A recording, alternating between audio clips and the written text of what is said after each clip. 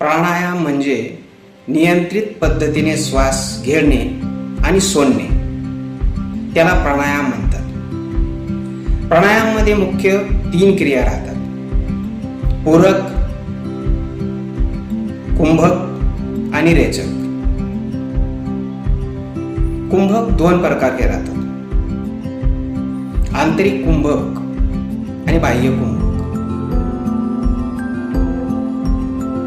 पूरक म्हणजे श्वास घेणे, कुंभक म्हणजे त्या स्थितीत तो श्वास रोखून ठेवणे, रेचक म्हणजे श्वास सोडणे आणि श्वास बाहेर ठेवून न घेता थोडा वेळ थांबणे, त्याला बाह्य कुंभक असं म्हणतात.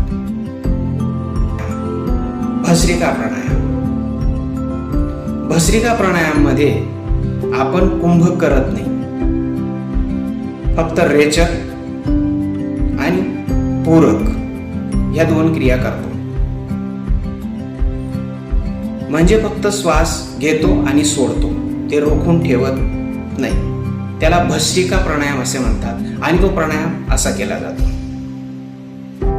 भस्त्रिका प्राणायाम करताना आपल्या क्षमतेनुसार श्वास घ्यायचा आहे आणि सोडायचा आहे.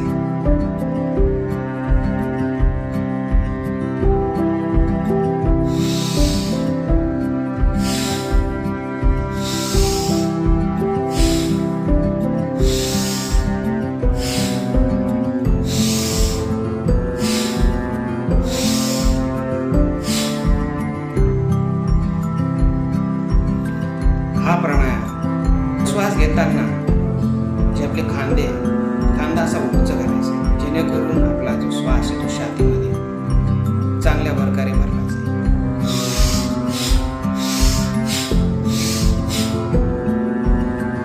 हा आहे भस्त्रिका प्राणायाम. हा प्राणायाम आपण 1 मिनिट ते 3 मिनिटं करू शकतो.